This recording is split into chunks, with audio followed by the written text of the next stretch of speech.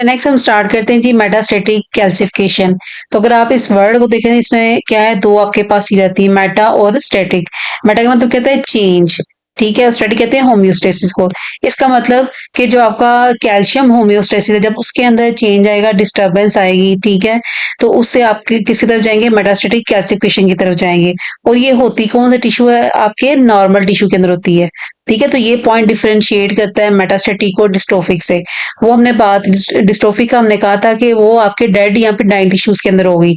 लेकिन जो मेटास्टेटिक है, ठीक है, it is always occurs in your normal tissues है। ठीक है, और इसमें होगा क्या, हाइपर कैल्सीमिया की तरफ आप जाएंगे। हाइपर का मतलब क्या होता है, इंक्रीज। कैल्सीमिया, कैल्सी जो है वो रिप्रेजेंट करेगा कैल्शियम को, ई में कहते हैं ब्लड को। ब्लड में जो कैल्शियम का लेवल है वो क्या हो जाएगा, इंक्रीज हो जाएगा। इसकी रीजन क्या होती है, डी-अरेंजमेंट हो जाती है किसकी, कैल्शियम और फास्फोरेट मेटाबॉलिज्म के अंदर। ठीक है, तो जो आपकी कैल्शियम फास्फोरेट मेटाबॉलिज्म है वो ठीक से वर्क नहीं हो रही, ठीक से वो हो नहीं पाती, जिसकी वजह से क्या है, ब्लड में कैल्शियम का लेवल इंक्रीज हो जाता है।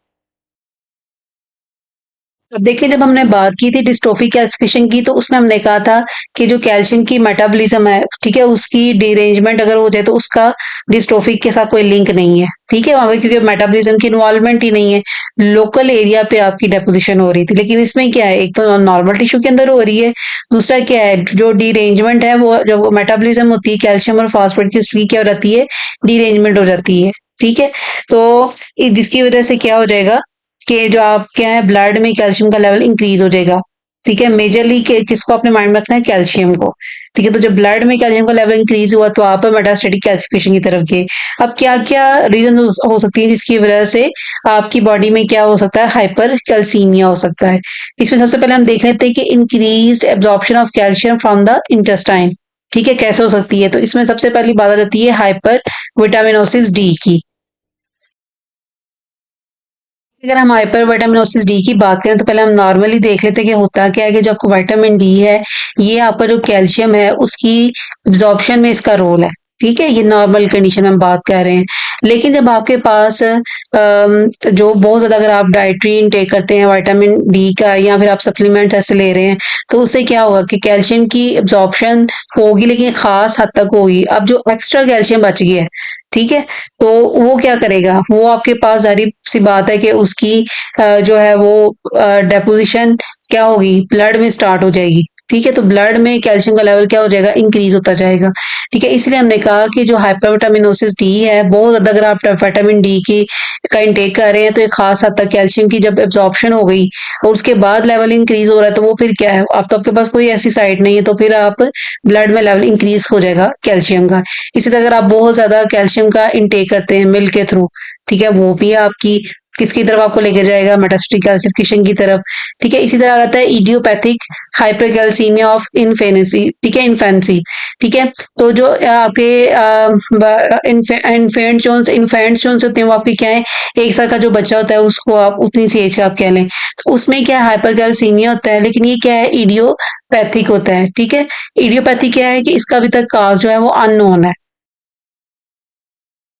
हम पहले भी इसको डिस्कस कर चुके हुए हैं, जब हमने अपना पैथोलॉजी का जो इंट्रो किया था उसमें बात की थी कि इटियोपैथिक काजेस भी होते हैं, ठीक है, सेल इंजरी की, जिसमें कि आपको काज जो है वो अननोन है। इसी तरह अब जो आपके इन्फेंट्स हैं उसमें कैसे हाइपरकैल्सीमिया, इसका काज अभी तक अननोन है। लेकिन कुछ रिसर्चेस ये कहती हैं कि जेनेटिक वेरिएशंस आती हैं, जिसकी वजह से क्या है कि इन बच्चों के अंदर क्या हुआ, हाइपरकैल्सीमिया हो जाता है। ठीक है, उसके बाद आता है कि मोबिलाइजेशन कैसे होगी बोन से कैल्शियम की, जिसकी वजह से क्या होगा, कैल्शियम का लेवल आपके ब्लड में इंक्रीज हो जाएगा। उसमें सबसे पहले आती है primary hyperparathyroidism due to adenoma parathyroid gland. अब नॉर्मली आपका पैराथायराइड ग्लैंड कैसे वर्क करता है कि वो जो आपके कैल्शियम के लेवल होते हैं उनको क्या करता है, रेगुलेट करता है। हमने बात की कि जो पैराथायराइड ग्लैंड है वो कैल्शियम के लेवल को क्या करता है, रेगुलेट करता है। और जब आपका पैराथायराइड ग्लैंड जो है वो उसका लेवल इंक्रीज होगा, तो इसका मतलब कैल्शियम की रिलीज उतनी ज्यादा होगी। ठीक है, अच्छा, लेकिन अब आप देखें होता क्या है कि ऐसा पर्सन जिसके अंदर क्या है, एडिनोमा हो जाए, ठीक है, पैराथायराइड ग्लैंड का, ठीक है, तो जो इसका मतलब क्या हुआ, इसे आप कंडीशन का कहते हैं हाइपर पैराथायराइडिज्म। अब क्या होगा कि पैराथायराइड जो आपका है ग्लैंड, उसकी एक्टिविटी ज्यादा है, तो इसका मतलब जो कैल्शियम का जो मोबिलाइजेशन है वो भी क्या होगी, ज्यादा होगी, उसकी रिलीज भी क्या होगी, ज्यादा होगी। ठीक है। तो इसमें भी अगेन वही फिनोमेना यूज होगा कि जैसे हमने हाइपरविटामिनोसिस डी में बात की थी कि खास अमाउंट तक तो आप कैल्शियम को जो है वो उसकी एब्जॉर्प्शन कर सकते हैं, ठीक है। तो पैराथायराइड ग्लैंड जो है एक खास हद तक काम करेगा। लेकिन जब आपकी बॉडी में बहुत ज्यादा, क्योंकि पैराथायराइड ग्लैंड का लेवल इंक्रीज हो रहा है, ठीक है, क्योंकि ट्यूमर फॉर्मेशन हो रही है, आप हाइपरपैराथायराइडिज्म की तरफ जा रहे हैं, तो इससे क्या होगा कि जो आपका कैल्शियम का लेवल है वो भी इंक्रीज हो रहा है। जब एक खास हद से ऊपर हो जाएगा तो वो भी क्या है, वो कैल्शियम की क्या होगी, ब्लड में उसका लेवल इंक्रीज हो जाएगा, ठीक है। अच्छा, सेकेंडरी हाइपरपैराथायराइडिज्म भी होती है। अब ये क्यों हो सकती है, ये दो कंडीशन अगर आप फेस करते हैं, रिकेट्स और ऑस्टियोमेल्शिया के अंदर। अब देखिए, ये जो आपके पास कंडीशन होती हैं रिकेट्स की और ऑस्टियोमेल्शिया की, ठीक है। तो जो रिकेट्स है वो बेसिकली किस में होगा, जो आपके 10 ईयर से कम एज के जो बच्चे होते हैं उनमें होता है। तो ऑस्टियोमेल्शिया क्या है, ये आप मोस्टली अडल्ट में होता है।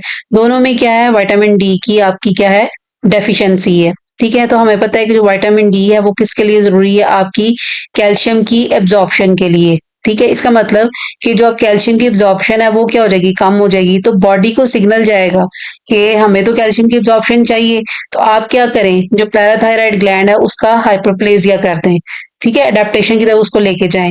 जिसकी वजह से क्या होगा कि जो आपका पैराथायराइड ग्लैंड है जब हाइपरप्लेजिया होगा, तो जो पैराथायराइड ग्लैंड है वो ज्यादा से ज्यादा उसकी एक्टिविटी इंक्रीज होगी, जिसकी वजह से कैल्शियम की जो एब्जॉर्प्शन है वो क्या हो जाएगी, इंक्रीज हो जाएगी, ठीक है। इसी चीज को, ये जो हाइपरप्लेजिया ऑफ पैराथायराइड ग्लैंड है, इसी को क्या कहते हैं, सेकेंडरी हाइपरपैराथायराइडिज्म, ठीक है।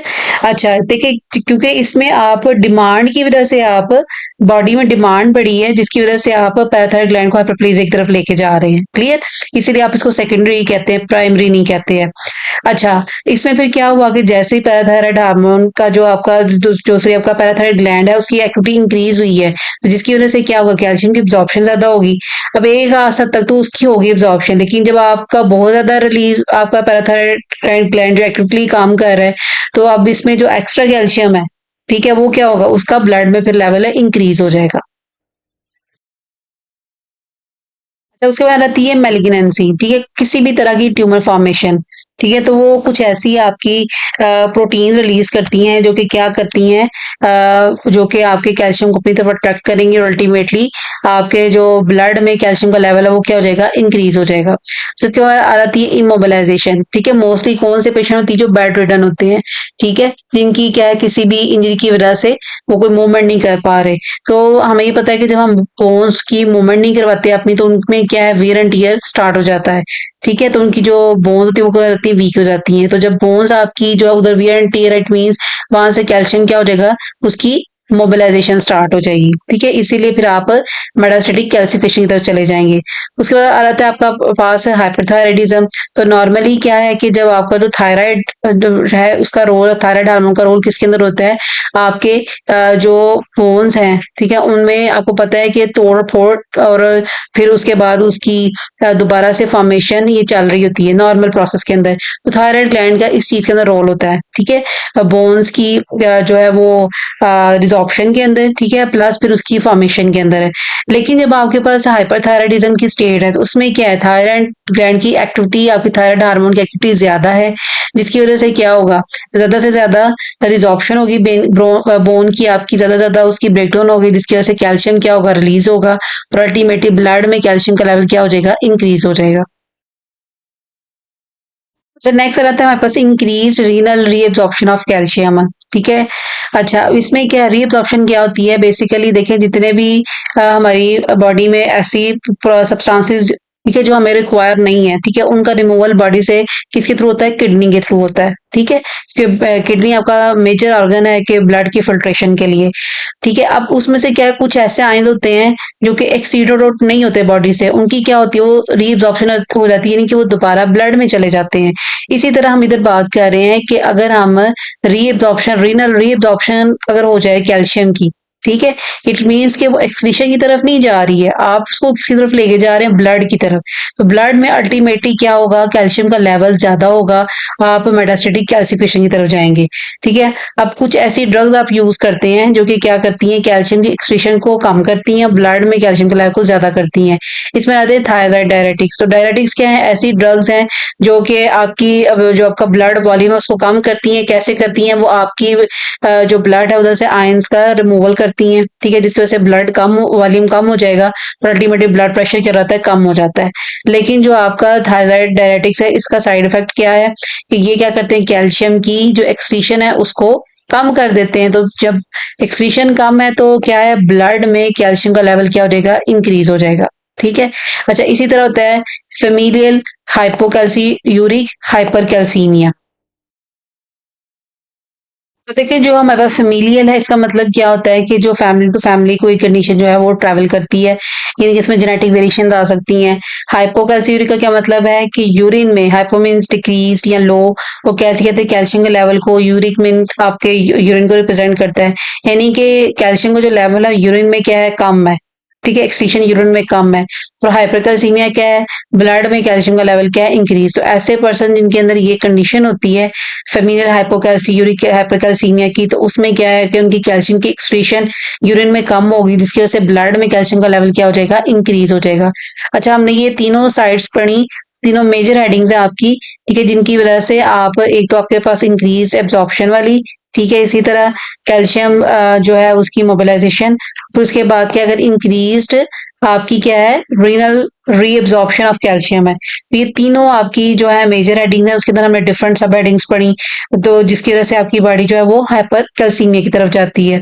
उसके बाद आता है कि मेजर साइट्स कौन सी आपकी मेटास्टेटिक कैल्सिफिकेशन की। अगर किडनी में होती तो इसे आप क्या कहते हैं, नेफ्रोकैल्सिनोसिस। नेफ्रो आपकी किडनी को रिप्रेजेंट कर रहा है, कैल्सी मीन कैल्शियमोसिस कहते हैं कंडीशन को।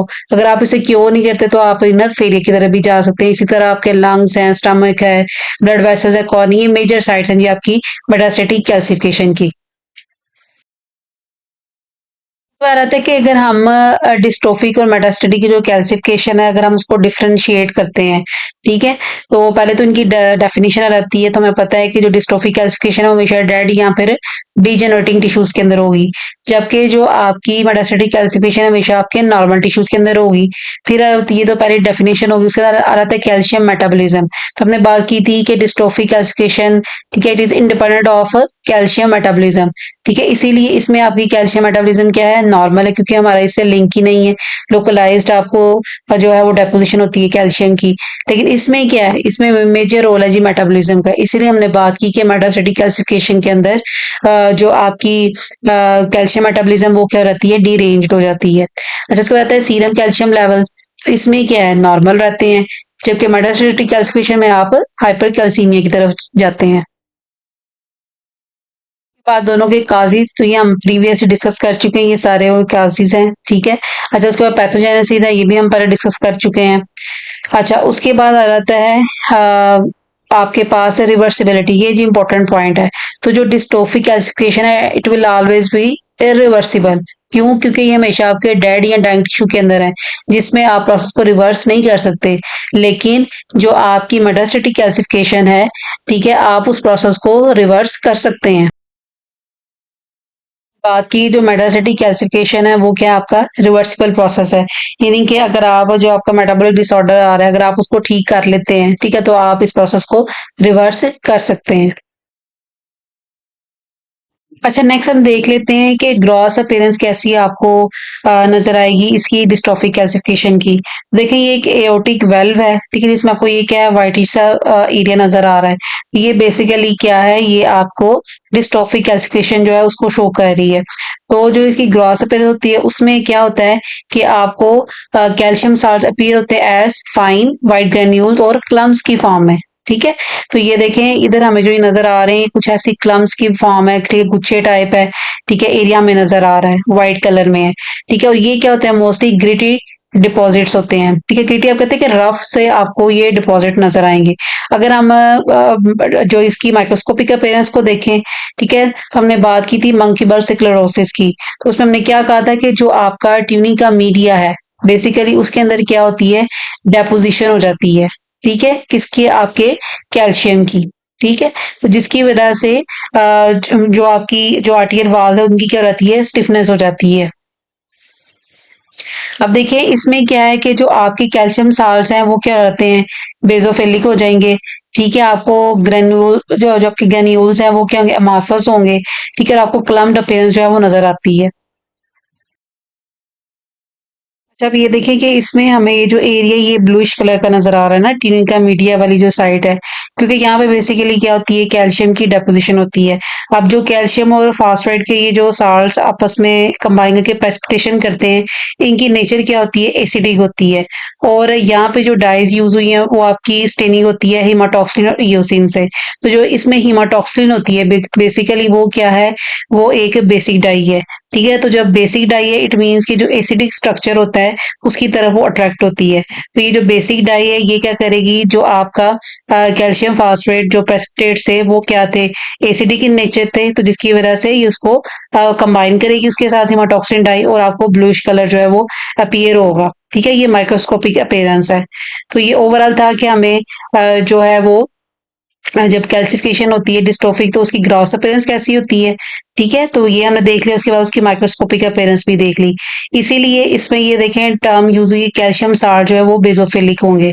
ठीक है, और जो आपके बेसोफिलिक क्या होते हैं? जो कि आपके बेस की तरफ जो है वो अट्रैक्ट होंगे वो। ठीक है, तो बेसिक आपकी डाई क्या थी?